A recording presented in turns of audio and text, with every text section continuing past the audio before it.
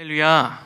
아멘. 추운 날씨 가운데에도 이렇게 예배를 사모하는 마음으로 수요 저녁 예배에 모이신 우리 모든 와우리교회 성도님들을 주님의 이름으로 환영하고 축복합니다. 오늘 우리에게 허락된 찬양과 또 기도와 말씀의 시간 가운데 주님께서 부어주시는 놀라운 은혜를 누리는 그러한 귀한 회복의 시간, 결단의 시간이 될 수 있기를 소망합니다. 오늘 함께 나눌 말씀의 제목은 그리스도의 겸손을 배우라입니다. 그리스도인으로서 세상을 살아가다 보면 겸손해야 한다라는 말을 우리는 너무나 많이 듣게 됩니다. 그렇지만 우리는 이 겸손이라는 말에 대해서 어렴풋이는 알고 있지만 실제로 성경에서 말하고 있는 겸손의 진정한 의미가 무엇인지에 대해서는 깊은 고민을 하지 않고 살아가는 것이 너무나 많습니다. 따라서 오늘 본문 말씀 가운데 우리가 이 말씀을 나누기 전에 이 겸손이라는 단어가 가진 뜻이 무엇인지를 먼저 한번 살펴보기를 원하는데요. 오늘 본문에서 말하고 있는 겸손의 뜻을 좀 더 바르게 우리가 이해하고 받아들이기 위해서 먼저 이 겸손의 사전적인 의미를 한번 살펴보도록 하겠습니다. 겸손이라는 것은 남을 존중하고 자기를 내세우지 않는 태도라는 사전적 의미로 정의되어 있습니다. 이러한 겸손이라는 단어와 비슷한 뜻을 지닌 의미로는 공손이라는 단어가 있는데요. 이 두 단어의 공통점이 있다면 바로 겸손할 손자라는 한자를 사용하고 있다라는 것입니다. 그런데 이 겸손이라는 단어를 우리말보다는 영어를 통해서 살펴보면 좀 더 다양한 의미로 해석되어지는 것을 보게 되는데요. 제가 영어를 잘 하지는 못하지만 한번 하나씩 살펴봄으로 인해서 어떠한 의미를 가지고 있는지를 살펴보면 좋을 것 같습니다. 먼저 humble이라는 단어가 있습니다. 이 humble이라는 단어는 자기 자신을 낮추는 의미에서 사용됩니다. 따라서 자기가 가진 것에 비해 소박한 삶을 살아갈 때 주로 이 단어가 사용됩니다. 그리고 다음으로는 modest라는 단어가 있는데요. 이 단어는 자기 자신의 위치를 안다라는 의미로 사용됩니다. 그래서 스스로의 능력에 대해서 과소평가하지도 과대평가하지도 않고 자기의 형편에 맞게 또 자신의 분수에 맞게 사는 그러한 겸허함을 가리킬 때 사용되는 단어입니다. 그리고 다음으로는 head in hand라는 문장인데요. 모자를 벗어서 손에 들다라는 뜻으로 상대방에게 예의를 갖추어 인사를 하거나 이제 공경을 표하는 뜻으로 공손의 의미를 담고 있습니다. 이처럼 이 겸손이라는 말은 비슷하긴 하지만 조금씩은 다른 다양한 의미를 지니고 있는 것을 보게 됩니다. 그리고 우리는 좀 더 이러한 겸손에 대해서 이해를 하기 위해서 겸손의 반대말 또한 한번 살펴보면 좋을 것 같습니다. 겸손의 반대말에는 무엇이 있을까요? 자만이 있겠죠. 또 오만, 거만, 교만, 이러한 다양한 말들이 다 겸손의 반대말로 사용됩니다. 이 단어들의 공통점이 있다면 바로 게으를 만자를 한자로 사용하고 있다라는 것입니다. 우리는 세상을 살아가다 보면 거드름을 피우거나 또 자기의 명예를 과시하는, 드러내는 그러한 사람들을 바라볼 때에 그들이 결코 부지런하거나 성실하다라는 그러한 생각이 들지 않습니다. 분명 그들도 그러한 명예와 권력을 얻기 위해서 그 위치에 오르기까지 갖은 노력과 또 수고를 하였을 텐데, 그렇다고 해서 지금 당장 그들이 보여주고 있는 모습을 보자니 그들의 자만과 또 오만과 그러한 거만한 모습들로 인해서 그들은 더 이상 노력하는 인물로 비추어지지 않고 게으른 사람으로 비추어지게 된다라는 것이죠. 결국 우리는 앞서 살펴보았던 이 의미들을 통해서 깨닫게 된 것은 바로 이 겸손이 자기 자신을 드러내거나 또 내세우지 않는 것은 물론이거니와 다른 사람을 배려하고 존중하고 또 자신의 분수를 아는 것에 더해 게으르지 않고 부지런해야 한다라는 것을 포함하는 것을 우리는 알 수가 있습니다. 그렇지만 이처럼 우리가 이 사전적인 의미를 통해 살펴본 이 겸손이라는 단어는 도덕적인 것이죠. 세상 누구라도 말할 수 있는 것입니다. 누구라도 가르칠 수 있는 것이고 그리스도를 믿지 않는 사람도 겸손하라는 말은 누구나 할 수 있는 말이라는 것입니다. 그렇지만 우리 믿음의 사람들은 이러한 도덕적으로 선한 행실을 위한 이유만으로 겸손을 배우는데 그 이유를 다 담고 있지는 않습니다. 오히려 우리에게 마땅히 이 겸손을 배워야 하는 궁극적인 이유를 우리가 찾을 수 있다면 그것은 바로 우리가 믿고 또 따르고 있는 예수 그리스도께서 친히 이 땅에 오셔서 가장 완전한 그러한 겸손을 실천하셨기 때문입니다. 따라서 바라기는 오늘 말씀을 받는 우리는 우리에게 주시는 이 말씀을 통해서 그리스도의 겸손의 모습을 바라보고 또 그분께서 실천하신 그 겸손의 모습을 본받아 참된 그리스도인으로서 또한 제자된 삶으로 살아가게 되는 귀하고 복된 은혜가 있기를 소망합니다. 이어서 오늘 주시는 말씀을 함께 묵상하겠습니다. 성경을 보면 수많은 믿음의 선진들의 이야기가 기록되어져 있는 것을 보게 됩니다.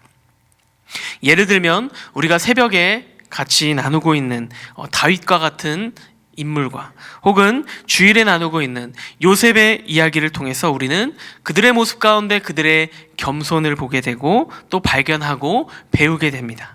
그렇지만 가장 위대한 겸손이라고 우리가 말을 한다면 오직 예수 그리스도의 모습을 통해서만 우리는 그러한 겸손을 배울 수 있음을 기억해야 합니다.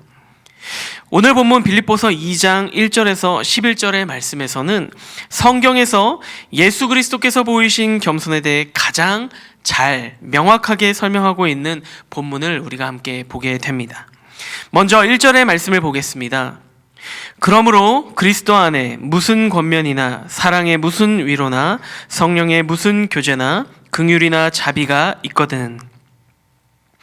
방금 읽은 이 구절은 오늘 본문의 서두로서 사도 바울이 그의 서신을 통해서 빌립보 교인들을 향해 권면하는 내용으로 시작되는 것을 우리는 볼 수가 있습니다. 그는 빌립보 교회가 마음을 하나로 모아서 복음을 수행하기를 바라는 마음을 가지고 있었는데요. 교회가 하나 되기 위한 가장 중요한 요소가 있다면 그것은 바로 그리스도와의 연합을 이루는 것입니다.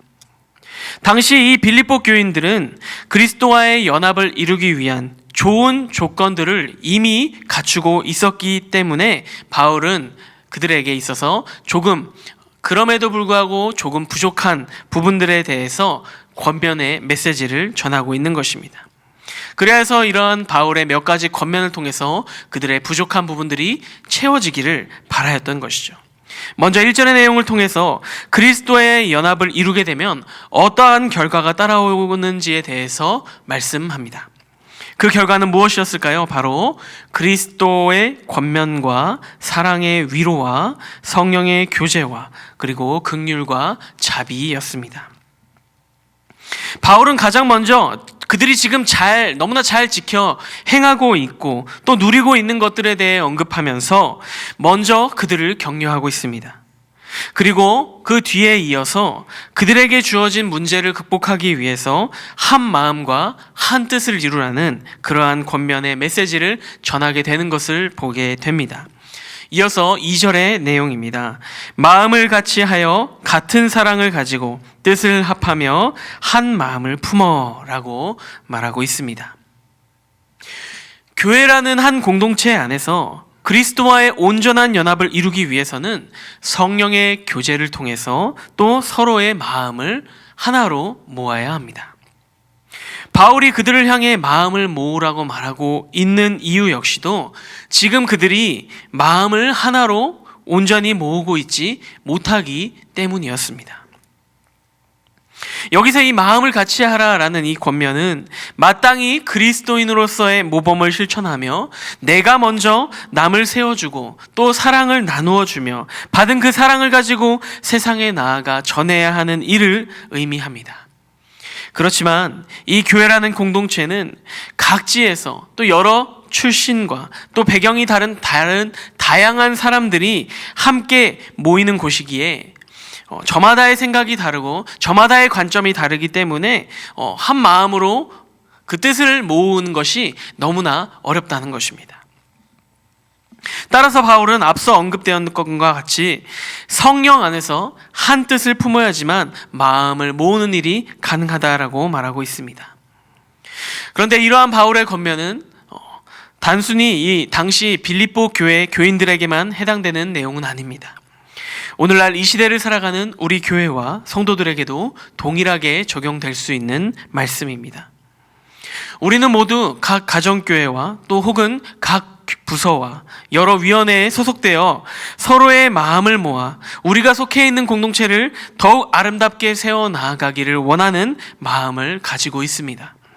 그렇지만 이렇게 마음을 한데 모으는 일이 생각보다 쉽게 이루어지지 않게 되는 것을 볼 때에 상대방과 나의 의견이 충돌되고 또 합력하여 선을 이루지 못하게 되는 그러한 상황을 너무나 많이 겪게 되는 것을 보게 됩니다. 그렇다면 이러한 문제들을 마주했을 때 우리는 어떻게 그것들을 극복해 나아가야 하는 것일까요? 당시 빌립보 교회에도 이러한 비슷한 문제와 고민이 있었습니다.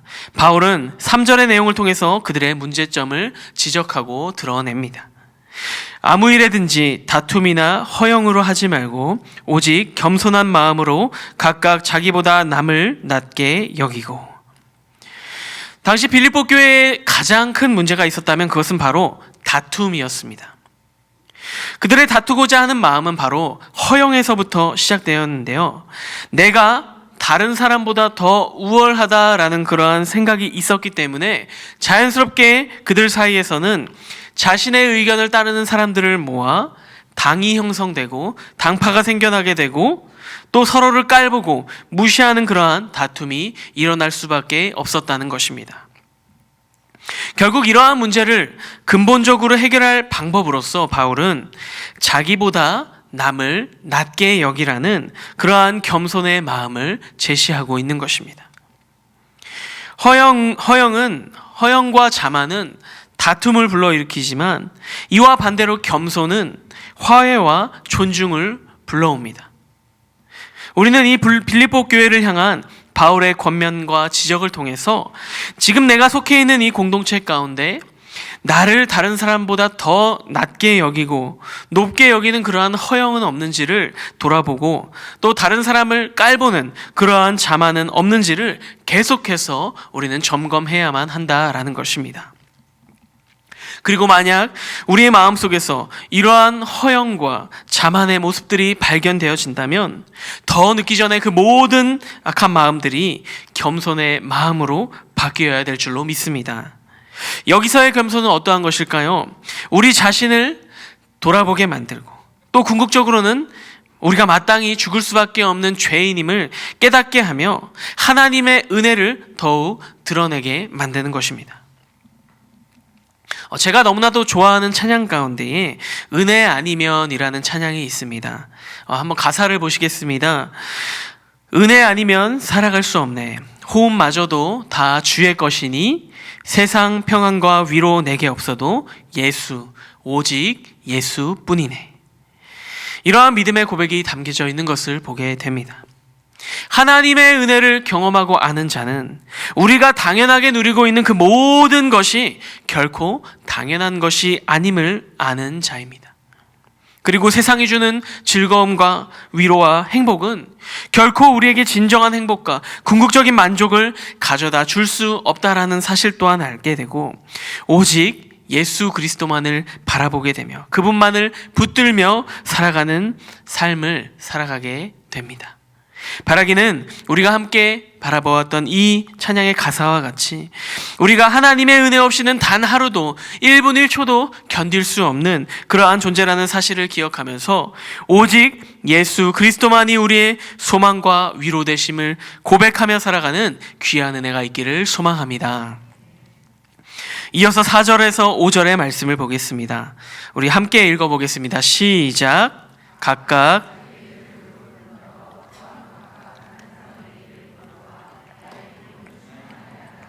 너희 안에 이 마음을 품으라. 곧 그리스도 예수의 마음이니.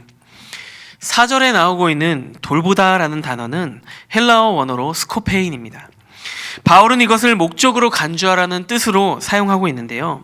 즉 여기서 개인의 관심사와 신앙 성장에만 몰두할 것이 아니라 다른 사람들도 같이 돌보라는 그러한 권면의 메시지를 주고 있는 것입니다.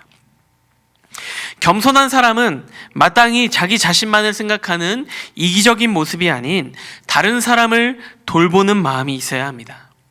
자신의 유익만을 생각하며 살아가는 사람은 결단코 겸손한 자가 될 수 없다는 것입니다. 따라서 이러한 마음을 품기 위해서 우리는 5절에 나온 것과 같이 예수 그리스도의 마음을 품어야 하는 것입니다. 그렇다면 예수 그리스도의 마음을 품기 위해서는 우리는 어떻게 해야 할 것인가에 대해서 고민을 해보아야 되겠죠. 우리가 그리스도의 마음을 품고 살아가기 위해서는 먼저 그분께서 어떠한 삶의 모습을 가지셨는지를 살펴보아야 합니다. 바울은 6절에서 8절까지의 말씀을 통해서 그리스도께서 어떻게 우리 가운데 찾아오시고 또 행하셨는지에 대해 말씀합니다. 다 함께 6절에서 8절의 말씀도 읽어보도록 하겠습니다. 그는 근본 하나님의 본체시나 하나님과 동등됨을 취할 것으로 여기지 아니하시고 오히려 자기를 비워 종의 형체를 가지사 사람들과 같이 되셨고 사람의 모양으로 나타나사 자기를 낮추시고 죽기까지 복종하셨으니 곧 십자가에 죽으심이라.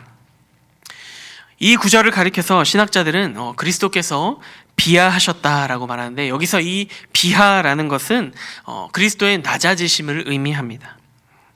왜냐하면 그리스도께서는 하나님과 동일한 본체가 되시지만 스스로를 낮추셔서 사람의 모습으로 오셨고 단순히 겉으로 보이는 그 모습뿐만 아니라 우리와 똑같이 고통을 느끼시고 배고픔을 느끼시고 또 피곤함을 느끼시는 완전한 사람이 되셨기 때문입니다.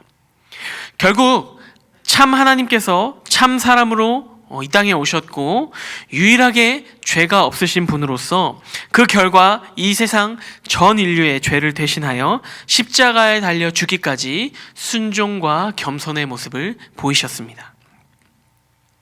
이러한 예수님의 지상사역을 한 문장으로 표현한다면 바로 그리스도의 겸손이다라고 우리는 말할 수 있겠습니다.